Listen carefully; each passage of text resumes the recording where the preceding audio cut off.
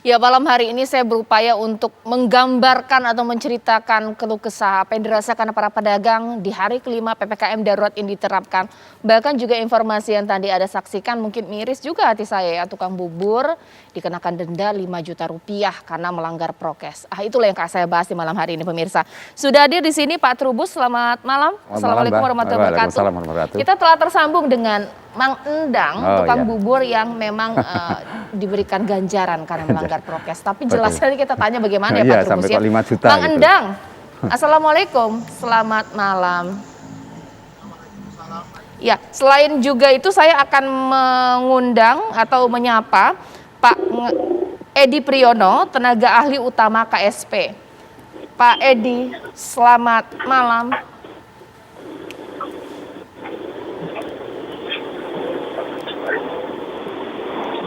Ya, Pak Edi selamat malam. Baik, mungkin saya sapa terlebih dahulu ya. Pak Sawah Hidayat. Pak Sawah Hidayat. Iya, selamat malam Mbak Caca. Iya, Pak Sawah Hidayat, saya panggil Pak Sawah boleh ya? Boleh, boleh. Ya, Pak Sawah bisa dijelaskan ini bagaimana sih ceritanya kok bisa diganjar karena melanggar prokes, dendanya nggak main-main 5 juta ini Pak, seperti apa?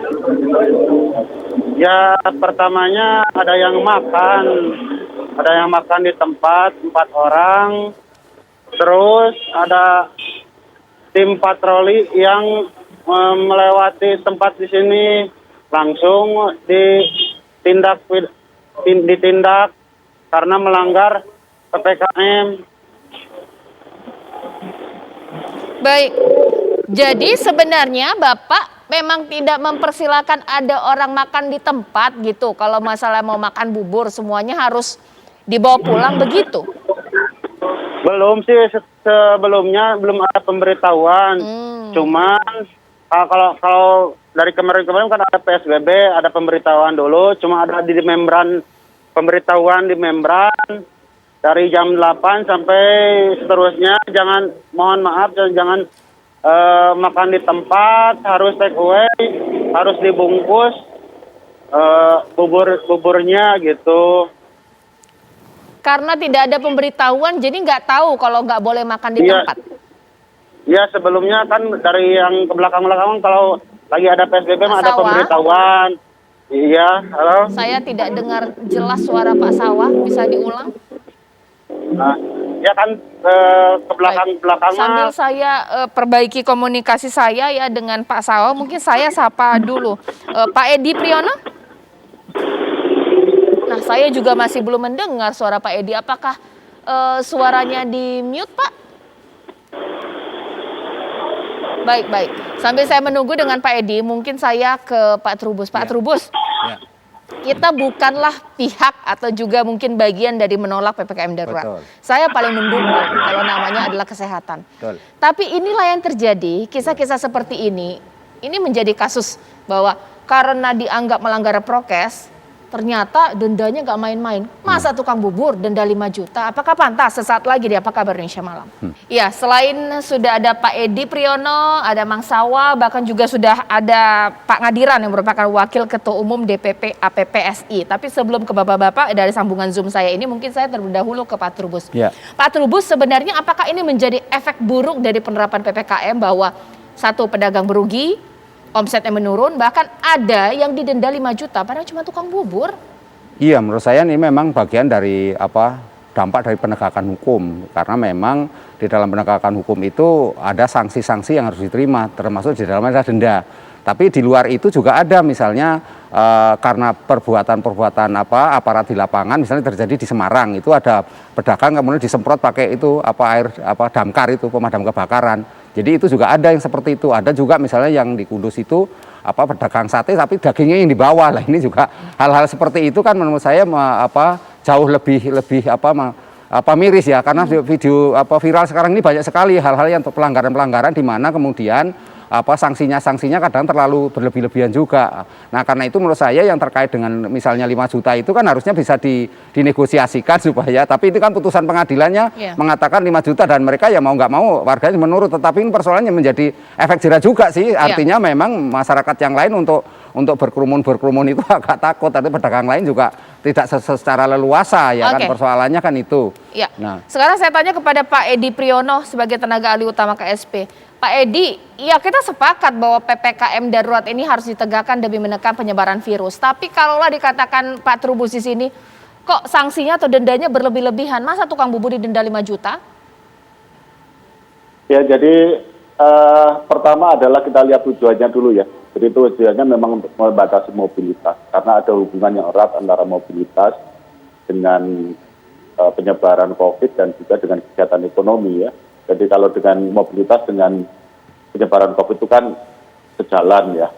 Jadi ini adalah langkah pahit ya, langkah darurat ya yang terpaksa diambil oleh pemerintah karena penyebaran COVID saat ini memang luar biasa. Itu yang kita mesti pahami dulu. Jadi bahwa akan ada dampaknya terhadap mobilitas, ya bahwa akan ada dampak terhadap kegiatan ekonomi sudah pasti gitu ya. Nah, jadi kita tidak memandang enteng itu bukan ya, tetapi ini memang ada sesuatu yang kita terpaksa harus ambil.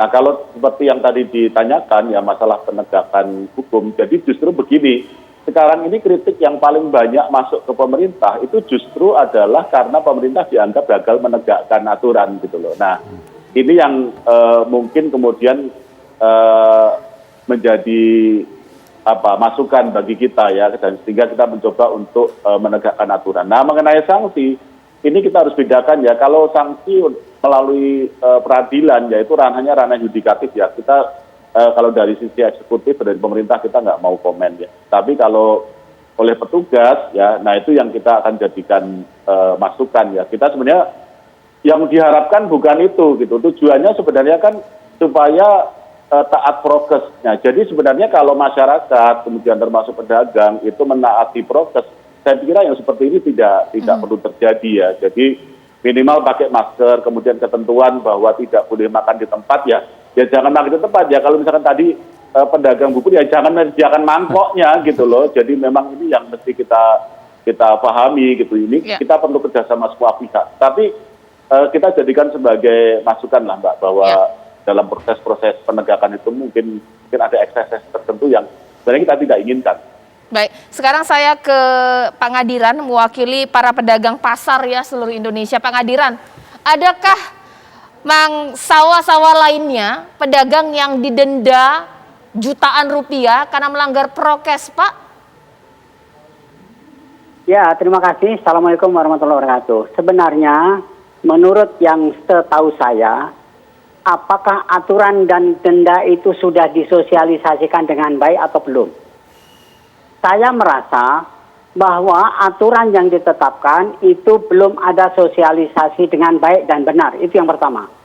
Yang kedua, kenapa teman-teman kami, katakanlah baik pedagang bubur, baik pedagang kaki lima maupun pedagang-pedagang lain yang khususnya di pasar tradisional, kenapa dia masih juga melakukan mencari nafkah?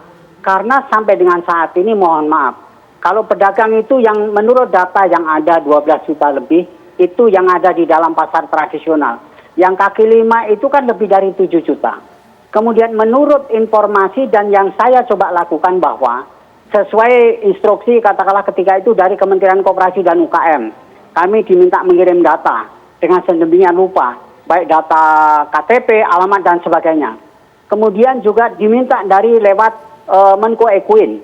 Kami kirim juga melalui Kadin, kami kirim juga melalui instansi ataupun wadah yang lain. Sampai dengan sekarang ini saya dikejar. Justru saya ketakutan karena apa? Janji yang akan diberikan untuk katakanlah meringankan bebannya para pedagang dan khususnya para UKM, ternyata itu masih hampa. Saya malu karena sampai sekarang dikejar pertanyaan mana yang akan diterima oleh teman-teman kecil, teman-teman pedagang kecil. Mereka terpaksa melakukan itu karena memang dia butuh makan. Sekarang kalau dia memang tidak, terus efeknya apa? Itu sangat ironis. Kalau dilarang tetapi tidak ada imbalannya. Tidak ada upaya-upaya dari pemerintah juga memberikan keringanan kepada teman-teman kami. Apakah demikian itu sudah betul dan sesuai dengan aturan yang ditetapkan? Mohon maaf nih bapak-bapak pejabat tinggi. Ya, sekarang saya ke Mang Sawa. Mang Sawa, akhir dari persidangan ini seperti apa? Apakah memang harus bayar denda 5 juta atau mungkin ada pilihan lain? Iya, Mbak Caca, gini, saya memilih dibayar denda sebesar 5 juta. Kalau kan ada 2 pilihan, dikurung 5 hari sama denda 5 juta. Gitu. Jadi saya pilihannya denda 5 juta. Uangnya dari mana? Diambil, dipinjam, atau minta tolong keluarga, atau apa ini 5 juta besar itu ya? Iya, justru itu dari keluarga pinjam, ada yang kurangnya pinjam dari orang lain, ada keluarga. Pak Sawah, kalau pembeli Bapak untuk beli bubur di dagangan Bapak hari ini di PPKM kelima seperti apa? Masih ramai atau sepi? Ya, alhamdulillah. Kalau sini juga udah, alhamdulillah masih ada yang mau membeli dibungkus sekarang. Udah dikit-dikit sudah mengerti para pembeli gitu. Baik. Pak Sawah, terima kasih. Saya mungkin hanya bisa mendoakan supaya rezekinya berlimpah sehingga bisa menutupi untuk biaya denda 5 juta. Menurut saya 5 juta juga cukup besar. Sekali, ya. Saya mungkin ke Pak Edi. Pak Edi, sebenarnya duduk aturan mengenai harus take away, apakah kita harus hitam putih atau mungkin ada diskresi pengecualian? Logika sederhana, misalnya ini ada pedagang atau mungkin tukang parkir mau beli bubur, apakah dia harus take away, bawa kemana? Ini bagaimana Pak?